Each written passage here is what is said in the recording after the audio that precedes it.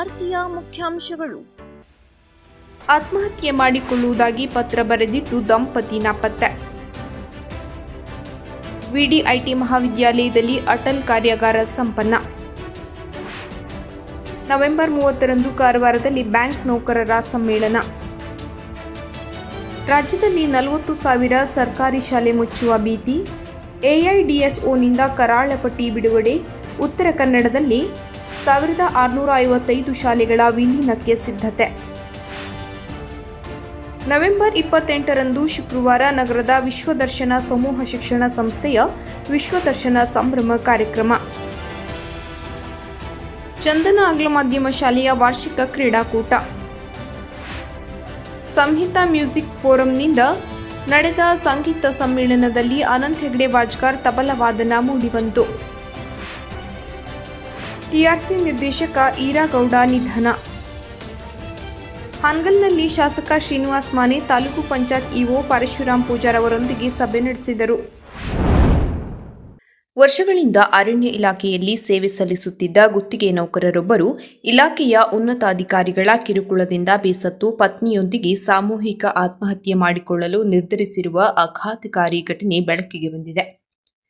ಗೇರುಸುಪ ವಲಯ ಅರಣ್ಯ ಕಚೇರಿಯ ಡ್ರೈವರ್ ಮಂಜುನಾಥ್ ಗಣಪ ನಾಯ್ಕ್ ಮತ್ತು ಅವರ ಪತ್ನಿ ವೀಣಾ ನಾಯ್ಕ್ ಅವರು ನವೆಂಬರ್ 26ರ ಬೆಳಿಗ್ಗೆ ನಾಪತ್ತೆಯಾಗಿದ್ದು, ಇಲಾಖೆಯ DFO ಯೋಗೇಶ್ ಮತ್ತು RFO ಕಾರ್ತಿಕ್ ಅವರೇ ತಮ್ಮ ಸಾವಿಗೆ ಕಾರಣ ಎಂದು ದಂಪತಿ ಪತ್ರ ಬರೆದಿಟ್ಟಿದ್ದಾರೆ. ತಮ್ಮ 2 ಮಕ್ಕಳಿಗೆ ನ್ಯಾಯ ಸಿಗುವಂತೆ ಮಾಡಬೇಕೆಂದು ಪತ್ರದಲ್ಲಿ ಬರೆದಿದ್ದಾರೆ. ಕಾರ್ತಿಕ್ ಅವರು ಚಾಲಕನ ಕೆಲಸ ಬಿಟ್ಟು ಅಡಿಗೆ ಮಾಡುವಂತೆ ಒತ್ತಾಯಿಸಿ ಇದಕ್ಕೆ ಒಪ್ಪದಿದ್ದಾಗ ಕೆಲಸವಿಲ್ಲದೆ ಖಾಲಿ ಕೂರಿಸಿ ಮಾನಸಿಕ ಹಿಂಸೆ ನೀಡುತ್ತಿದ್ದರು ಎಂಬ ಗಂಭೀರ ಆರೋಪ ಪತ್ರದಲ್ಲಿದೆ. ದಂಪತಿಯನ್ನು ಪತ್ತೆ ಹಚ್ಚಲು ಪೊಲೀಸರು ತನಿಖೆ ಆರಂಭಿಸಿದ್ದಾರೆ. ಈ ದಂಪತಿಯನ್ನು ಕಂಡವರು ತಕ್ಷಣ ಸಮೀಪದ ಪೊಲೀಸ್ ಠಾಣೆಗೆ ಮಾಹಿತಿ ನೀಡುವಂತೆ ಪೊಲೀಸರು ಮನವಿ ಮಾಡಿದ್ದಾರೆ. ಶಿರಸಿ ಉತ್ತರ ಕನ್ನಡ ಕಾರ್ತಿಕ ಉತ್ಸವ 2025. ಶ್ರೀ ಮಾರಿಕಾಂಬಾ ದೇವಸ್ಥಾನದ ಕಾರ್ತಿಕ ಉತ್ಸವವು ಬರುವ ದಿನಾಂಕ ಡಿಸೆಂಬರ್ 2, 2025ರ ಮಂಗಳವಾರದಿಂದ ಡಿಸೆಂಬರ್ 5, 2025ರ ಶುಕ್ರವಾರದವರೆಗೆ ವಿಜೃಂಭಣೆಯಿಂದ ನಡೆಯಲಿದೆ. ಭಕ್ತಾದಿಗಳು ಆಗಮಿಸಿ ಉತ್ಸವದಲ್ಲಿ ಪಾಲ್ಗೊಂಡು ತಮ್ಮ ಸೇವೆ ಸಲ್ಲಿಸಿ ಪ್ರಸಾದ ಸ್ವೀಕರಿಸಬೇಕಾಗಿ ವಿನಂತಿ. ಕಾರ್ಯಕ್ರಮಗಳು ಡಿಸೆಂಬರ್ 2, 2025ರ ಮಂಗಳವಾರದಂದು ದೀಪೋತ್ಸವ ಕಾರ್ಯಕ್ರಮ ಹಾಗೂ ರಾತ್ರಿ 10 ಗಂಟೆಗೆ ಶ್ರೀ ಮಾರಿಕಾಂಬಾ ದೇವಿಯ ಪಲ್ಲಕ್ಕಿಯು ಶ್ರೀ ದೇವಸ್ಥಾನದಿಂದ ಹೊರಟು ಬಿಡ್ಕಿ ಬೈಲಿನ ಜಾತ್ರಾ ಮಂಟಪಕ್ಕೆ ಹೋಗುವುದು. ನಂತರ ಅಲ್ಲಿ ಸಾಂಕೇತಿಕ ಹಾಗೂ ಸರಳವಾಗಿ ಮದ್ದು ಸುಡುವ ಆಕರ್ಷಕ ಕಾರ್ಯಕ್ರಮವಿದೆ. ಆನಂತರ ಪಲ್ಲಕ್ಕಿಯು ಶ್ರೀ ದೇವಸ್ಥಾನಕ್ಕೆ ಮರಳಿ ಬಂದು ಮಹಾಮಂಗಳಾರತಿ ನೆರವೇರುವುದು. ಡಿಸೆಂಬರ್ 2, 2025 ಮಂಗಳವಾರದಂದು ರಾತ್ರಿ 12:30ರಿಂದ ಬೆಳಿಗ್ಗೆ 5 ಗಂಟೆಯವರೆಗೆ ಪೂರ್ಣಚಂದ್ರ ಯಕ್ಷಗಾನ. ಅಖಿಲ ಭಾರತ ತಾಂತ್ರಿಕ ಶಿಕ್ಷಣ ಮಂಡಳಿ ನವದೆಹಲಿಯ ಸಹಯೋಗದಲ್ಲಿ ಶಿಕ್ಷಕರಿಗಾಗಿ ಆಯೋಜಿಸಿದ್ದ AICTE training and learning academy ಕಾರ್ಯಾಗಾರವು ನವೆಂಬರ್ 10ರಿಂದ 15ರವರೆಗೆ ಪಟ್ಟಣದ KLS VDIT ಮಹಾವಿದ್ಯಾಲಯದಲ್ಲಿ ನಡೆಯಿತು. Quantum driven semiconductors fabrication function and future ಎಂಬ ವಿಷಯದ ಮೇಲೆ ಆನ್ಲೈನ್ ಮುಖಾಂತರ ಶಿಕ್ಷಕರಿಗಾಗಿ ಈ ಕಾರ್ಯಾಗಾರವನ್ನು ಆಯೋಜಿಸಲಾಗಿತ್ತು. ದೇಶ ಹಾಗೂ ವಿದೇಶಗಳ ಸಂಪನ್ಮೂಲ ವ್ಯಕ್ತಿಗಳು ಈ ಕಾರ್ಯಾಗಾರದಲ್ಲಿ ಎಲೆಕ್ಟ್ರಾನಿಕ್ಸ್ ಸರ್ಕಿಟ್ಗಳಲ್ಲಿ ಬಳಸಲಾಗುವ ಸೆಮಿಕಂಡಕ್ಟರ್ಗಳ ಉತ್ಪಾದನಾ ಹಂತದಲ್ಲಿ ಬಳಸಲಾಗುತ್ತಿರುವ ವಿವಿಧ ತಂತ್ರಜ್ಞಾನಗಳ ಕುರಿತಾಗಿ ಉಪನ್ಯಾಸ ನೀಡಿದರು. ಸೆಮಿಕಂಡಕ್ಟರ್ ಸಂಶೋಧನಾ ವಿಭಾಗದಲ್ಲಿ ಆಗುತ್ತಿರುವ ನೂತನ ಆವಿಷ್ಕಾರಗಳ ಕುರಿತಾಗಿ ಬೆಳಕು ಚೆಲ್ಲಿದರು. ವಿದೇಶದಲ್ಲಿ ನೆಲೆಸಿರುವ doctor Shivotsav Surabhi, doctor DP Singh, IIT ಡೆಲ್ಲಿಯ ಡಾಕ್ಟರ್ ಧೃತಿ ಘೋಷ್, ಬೆಂಗಳೂರು ವಿಧಿವಿಜ್ಞಾನ ಪ್ರಯೋಗಾಲಯದ ಡಾಕ್ಟರ್ ಶ್ರೀಧರ್ M. ಓಲಾ, ಸಂಸ್ಥೆಯ ಡಾಕ್ಟರ್ ಅರುಣ್ ಹಾಗೂ ಡಾಕ್ಟರ್ ರವಿ ರಾಜ್ ಕುಲಕರ್ಣಿ ಸೇರಿದಂತೆ 13 ಸಂಪನ್ಮೂಲ ವ್ಯಕ್ತಿಗಳು ಕಾರ್ಯಾಗಾರದಲ್ಲಿ ಉಪನ್ಯಾಸ ನೀಡಿದರು. ದೇಶದ ವಿವಿಧ ರಾಜ್ಯಗಳ ಕಾಲೇಜುಗಳ 103ಕ್ಕೂ ಅಧಿಕ ಪ್ರಾಧ್ಯಾಪಕರು ಈ ಕಾರ್ಯಕ್ರಮದಲ್ಲಿ ಭಾಗವಹಿಸಿದ್ದರು. ಮಹಾವಿದ್ಯಾಲಯದ ಮೂಲಭೂತ ವಿಜ್ಞಾನ ವಿಭಾಗದ ಮುಖ್ಯಸ್ಥರಾದ ಡಾಕ್ಟರ್ ಸಮೀರ್ ಗಲಗಲಿ ಹಾಗೂ ಡಾಕ್ಟರ್ MS ಸನ್ನಿಯಕರ್ ಕಾರ್ಯಕ್ರಮವನ್ನು ಸಂಯೋಜಿಸಿದ್ದರು. ಅವರ ಸಹಯೋಗತ್ವದಲ್ಲಿ ಮಹಾವಿದ್ಯಾಲಯವು ಯಶಸ್ವಿಯಾಗಿ ಈ ಕಾರ್ಯವನ್ನು ಸಂಪೂರ್ಣಗೊಳಿಸಿರುವುದು ಅಭಿನಂದನೀಯ ಎಂದು ಪ್ರಾಚಾರ್ಯ ಡಾಕ್ಟರ್ VM ಕುಲಕರ್ಣಿ ತಿಳಿಸಿದ್ದಾರೆ. ಬ್ಯಾಂಕಿಂಗ್ ಕ್ಷೇತ್ರದಲ್ಲಿ ಸಂಭವಿಸಿದ ಮಹತ್ವದ ಬದಲಾವಣೆಗಳು ಮತ್ತು ಉದ್ಯೋಗಿಗಳ ಮೇಲಿನ ಕೆಲಸದ ಒತ್ತಡದ ಕುರಿತು ಚರ್ಚಿಸಲು ಜಿಲ್ಲಾ ಬ್ಯಾಂಕ್ ಉದ್ಯೋಗಿಗಳ ಸಂಘದ ಆಶ್ರಯದಲ್ಲಿ ಜಿಲ್ಲಾ ಮಟ್ಟದ ಬ್ಯಾಂಕ್ ನೌಕರರ ಸಮ್ಮೇಳನವನ್ನು ನವೆಂಬರ್ 30ರಂದು ಬೆಳಗ್ಗೆ 10 ಗಂಟೆಗೆ ನಗರದ ಗುರುಮಠ ಬಳಿಯ ಬೃಂದಾವನ ಸಭಾಂಗಣದಲ್ಲಿ ಹಮ್ಮಿಕೊಳ್ಳಲಾಗಿದೆ. ಈ ಕುರಿತು ಜಿಲ್ಲಾ ಬ್ಯಾಂಕ್ ನೌಕರರ ಸಂಘಟನೆಯ ಪ್ರಧಾನ ಕಾರ್ಯದರ್ಶಿ ವಾಸುದೇವ್ ಶೇಟ್ ಅವರು ಗುರುವಾರ ನಗರದ ಪತ್ರಿಕಾ ಭವನದಲ್ಲಿ ನಡೆದ ಸುದ್ದಿಗೋಷ್ಠಿಯಲ್ಲಿ ತಿಳಿಸಿದರು. ಅಖಿಲ ಭಾರತ ಬ್ಯಾಂಕ್ ನೌಕರರ ಸಂಘಟನೆಯ ಜಿಲ್ಲಾ ಘಟಕದ ನೇತೃತ್ವದಲ್ಲಿ ನಡೆಯಲಿರುವ ಈ ಸಮ್ಮೇಳನವನ್ನು ಕರ್ನಾಟಕ ಪ್ರದೇಶ ಬ್ಯಾಂಕ್ ಎಂಪ್ಲಾಯೀಸ್ ಫೆಡರೇಷನ್ ಪ್ರಧಾನ ಕಾರ್ಯದರ್ಶಿ ಕಾಮ್ರೇಡ್ ಎಂ ಜೈನಾಥ್ ಅವರು ಉದ್ಘಾಟಿಸಲಿದ್ದಾರೆ. ಫೆಡರೇಷನ್ನ ಕಾರ್ಯದರ್ಶಿ ಹಾಗೂ ಕೆನರಾ ಬ್ಯಾಂಕ್ ಸಂಘಟನೆಯ ರಾಷ್ಟ್ರಮಟ್ಟದ ನಾಯಕ ಕಾಮೆಟ್ ಕೆ ರಾಘವೇಂದ್ರ ನಾಯ್ಕ್ ಮುಖ್ಯ ಅತಿಥಿಗಳಾಗಿ ಭಾಗವಹಿಸಲಿದ್ದಾರೆ. ಕಳೆದ 10 ವರ್ಷಗಳ ಬಳಿಕ ನಡೆಯುತ್ತಿರುವ ಈ ಮಹತ್ವದ ಸಮ್ಮೇಳನಕ್ಕೆ ಜಿಲ್ಲೆಯ ಎಲ್ಲಾ ತಾಲೂಕುಗಳಿಂದಲೂ 250ಕ್ಕೂ ಹೆಚ್ಚು ಬ್ಯಾಂಕ್ ನೌಕರರ ಆಗಮನ ನಿರೀಕ್ಷಿಸಲಾಗಿದೆ. 2015ರಲ್ಲಿ ನಡೆದ ಮೊದಲ ಜಿಲ್ಲಾ ಸಮ್ಮೇಳನದ ನಂತರ ರಾಷ್ಟ್ರವ್ಯಾಪಿ ಬ್ಯಾಂಕಿಂಗ್ ಕ್ಷೇತ್ರದಲ್ಲಿ ಮಹತ್ವದ ಬದಲಾವಣೆಗಳು ಸಂಭವಿಸಿವೆ. ಕೊರತೆಯು ಬ್ಯಾಂಕ್ ವಿಲೀನೀಕರಣದಿಂದ ಹಲವು ಶಾಖೆಗಳು ಮುಚ್ಚಲಾಗಿದ್ದು, ನೇಮಕಾತಿ ಉದ್ಯೋಗಿಗಳಲ್ಲಿ ಭಾರೀ ಕೆಲಸದ ಒತ್ತಡಕ್ಕೆ ಕಾರಣವಾಗಿದೆ. ಈ ಕುರಿತು ಸಮ್ಮೇಳನದಲ್ಲಿ ಚರ್ಚಿಸಲಾಗುವುದು ಎಂದು ವಾಸುದೇವ್ ಶೇಟ್ ಹೇಳಿದರು. ಬಂದಿಕರ್ ಸಮೀರ್ ಶೇಖ್, ಸಂಘಟನೆಯ ಅಧ್ಯಕ್ಷ ವಿನೋದ್ ಗಜಾನನ್ ನಾಯ್ಕ್, ಸುಮಂಗಲ ಬೇಲೂರು ಮತ್ತು ವಿಶ್ವನಾಥ್ ದುರ್ಗೇಕರ್ ಹಾಜರಿದ್ದರು. ರಾಜ್ಯದಲ್ಲಿ ಕೆಪಿಎಸ್ ಮ್ಯಾಗ್ನೆಟ್ ಯೋಜನೆಯ ಹೆಸರಿನಲ್ಲಿ ರಾಜ್ಯ ಸರ್ಕಾರವು 40,000ಕ್ಕೂ ಅಧಿಕ ಸರ್ಕಾರಿ ಶಾಲೆಗಳನ್ನು ಮುಚ್ಚಲು ಮುಂದಾಗಿದೆ ಎಂದು ಎಐಡಿಎಸ್ಒ ಗಂಭೀರ ಆರೋಪ ಮಾಡಿದೆ. ನಗರದ ಪತ್ರಿಕಾ ಭವನದಲ್ಲಿ ಗುರುವಾರ ಪತ್ರಿಕಾಗೋಷ್ಠಿ ನಡೆಸಿದ ಸಂಘಟನೆಯ ಪದಾಧಿಕಾರಿಗಳು ಉತ್ತರ ಕನ್ನಡ ಜಿಲ್ಲೆಯಲ್ಲಿ ವಿಲೀನದ ಭೀತಿ ಎದುರಿಸುತ್ತಿರುವ 1,655 ಶಾಲೆಗಳ ಪಟ್ಟಿಯನ್ನು ಬಿಡುಗಡೆಗೊಳಿಸಿದರು. ಈ ವೇಳೆ ಮಾತನಾಡಿದ ಎಐಡಿಎಸ್ಒ ರಾಜ್ಯ ಸೆಕ್ರೆಟರಿಯೇಟ್ ಸದಸ್ಯ ವಿಜಯ್ ಚಂದ್ರ ಅವರು, ರಾಜ್ಯ ಸರ್ಕಾರವು ಒಂದೇ ಒಂದು ಶಾಲೆಯನ್ನು ಮುಚ್ಚುವುದಿಲ್ಲ ಎಂದು ಶಿಕ್ಷಣ ಸಚಿವರು ಮೇಲಿಂದ ಮೇಲೆ ಹೇಳಿಕೆ ನೀಡುತ್ತಿದ್ದಾರೆ. ಆದರೆ ವಾಸ್ತವದಲ್ಲಿ ಕೆಪಿಎಸ್ ಮ್ಯಾಗ್ನೆಟ್ ಯೋಜನೆಯಡಿ ಗ್ರಾಮ ಪಂಚಾಯಿತಿಗೆ ಒಂದರಂತೆ 6,000 ಶಾಲೆಗಳನ್ನು ಸ್ಥಾಪಿಸುವ ಗುರಿ ಹೊಂದಿದ್ದು, ಇದರ ಪರಿಣಾಮವಾಗಿ ಲಕ್ಷಾಂತರ ಬಡ ವಿದ್ಯಾರ್ಥಿಗಳ ಶಿಕ್ಷಣದ ಹಕ್ಕನ್ನು ಕಸಿದುಕೊಳ್ಳುತ್ತಿದ್ದಾರೆ ಎಂದು ಆಕ್ರೋಶ ವ್ಯಕ್ತಪಡಿಸಿದರು. ಉತ್ತರ ಕನ್ನಡದಲ್ಲಿ 1,655 ಶಾಲೆಗಳಿಗೆ ಸಂಚಕಾರ. ಜಿಲ್ಲೆಯಲ್ಲಿನ ಶಾಲಾ ವಿಲೀನ ಪ್ರಕ್ರಿಯೆಯ ಬಗ್ಗೆ ಮಾಹಿತಿ ನೀಡಿದ ಅವರು, ಕೇವಲ ಉತ್ತರ ಕನ್ನಡ ಜಿಲ್ಲೆಯೊಂದರಲ್ಲಿ 1,655 ಶಾಲೆಗಳನ್ನು ಮುಚ್ಚಲು ಪಟ್ಟಿ ಸಿದ್ಧಪಡಿಸಲಾಗಿದೆ.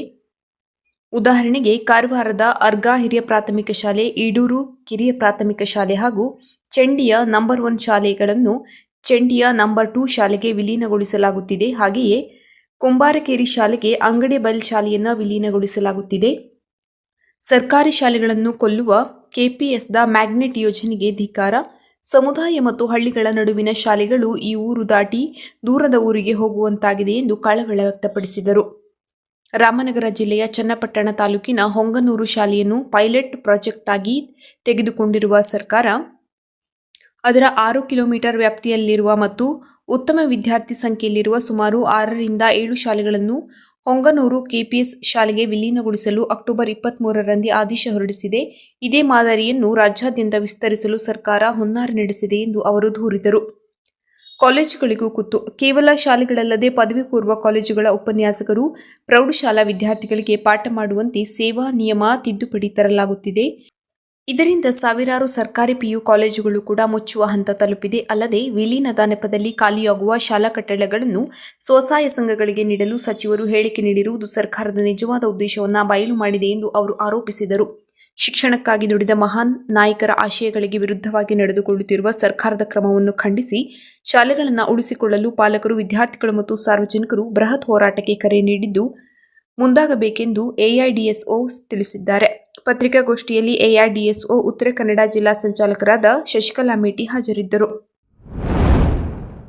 ನವೆಂಬರ್ 28ರಂದು ಶುಕ್ರವಾರ ನಗರದ ವಿಶ್ವದರ್ಶನ ಸಮೂಹ ಶಿಕ್ಷಣ ಸಂಸ್ಥೆಯ ವಿಶ್ವದರ್ಶನ ಸಂಭ್ರಮ ಕಾರ್ಯಕ್ರಮವನ್ನು ದೀಪ ಬೆಳಗಿಸುವುದರ ಮೂಲಕ ಶಾಸಕ ಶಿವರಾಂ ಹೆಬ್ಬಾರ್ ಉದ್ಘಾಟಿಸಿ ಕಾರ್ಯಕ್ರಮವನ್ನು ಉದ್ದೇಶಿಸಿ ಮಾತನಾಡಿದರು. ಈ ಸಂದರ್ಭದಲ್ಲಿ ವಿಶ್ವದರ್ಶನ ಶಿಕ್ಷಣ ಸಂಸ್ಥೆಯ ಅಧ್ಯಕ್ಷರಾದ ಹರಿಪ್ರಕಾಶ್ ಕೋಣಮನಿ, ಪ್ರಮುಖರಾದ ಪ್ರಮೋದ್ ಹೆಗ್ಡಿ, ಪಿಜಿ ಭಟ್ ಸೇರಿದಂತೆ ಗಣ್ಯರು ಉಪಸ್ಥಿತರಿದ್ದರು.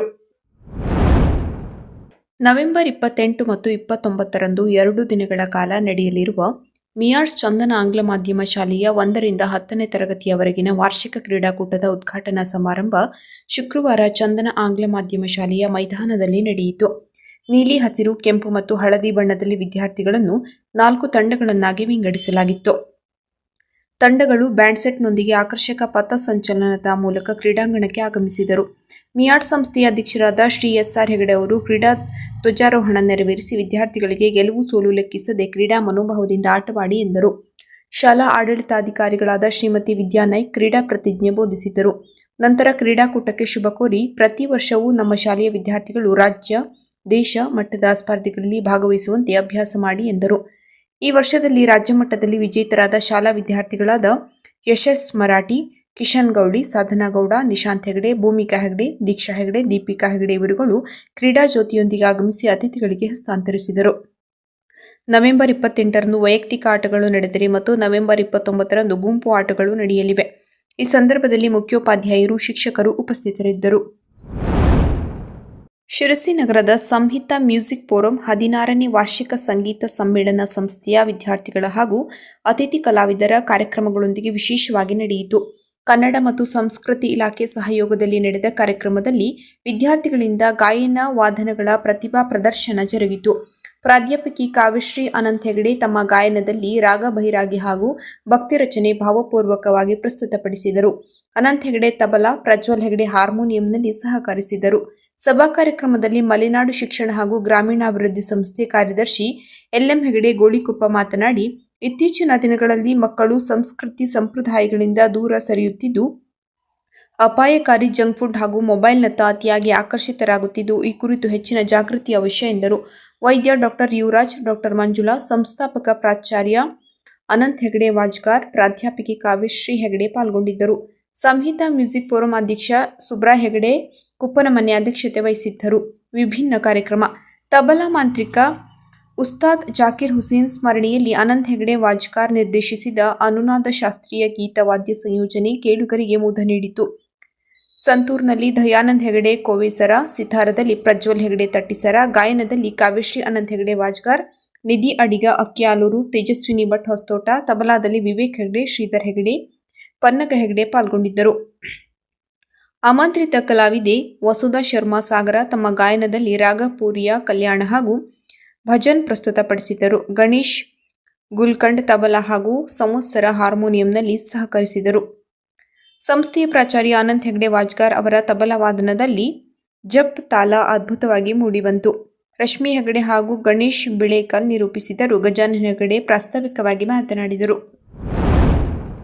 ಜಿಲ್ಲೆಯ ಪ್ರತಿಷ್ಠಿತ ಸಹಕಾರ ಸಂಘವಾದ ಟಿಆರ್ಸಿಯ ನಿರ್ದೇಶಕರಾಗಿದ್ದ ಈರಾ ನಾರಾಯಣಗೌಡ ಕಳವೆ ನವೆಂಬರ್ 26ರಂದು ನಿಧನರಾದರು. ಶಿರಸಿ ತಾಲೂಕಿನ ಕಳವೆಯ ನಿವಾಸಿಯಾಗಿದ್ದ ಮೃತರು ಪತ್ನಿ, 2 ಪುತ್ರರು, 3 ಪುತ್ರಿಯರು ಹಾಗೂ ಬಂಧು ಬಳಗವನ್ನು ಅಗಲಿದ್ದಾರೆ.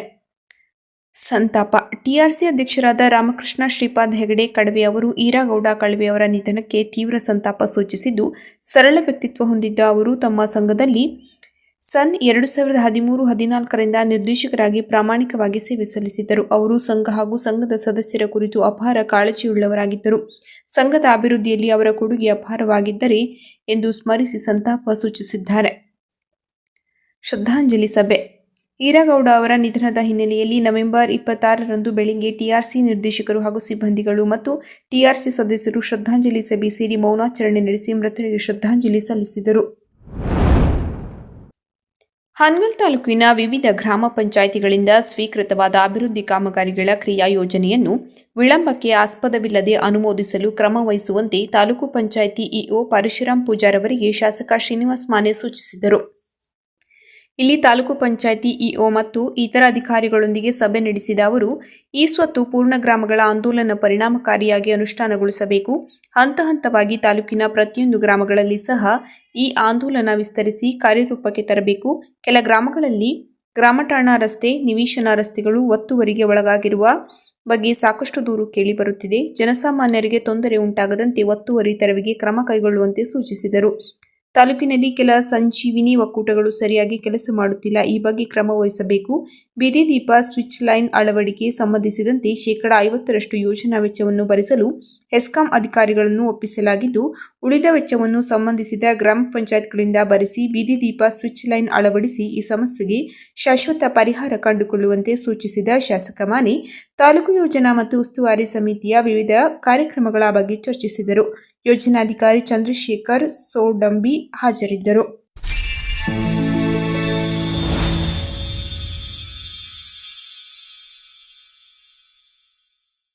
ಕದಂಬ ನ್ಯೂಸ್ ಫಸ್ಟ್, ನಿರ್ಭೀತಿಯಿಂದ ನಿಮ್ಮ ಪರವಾಗಿ.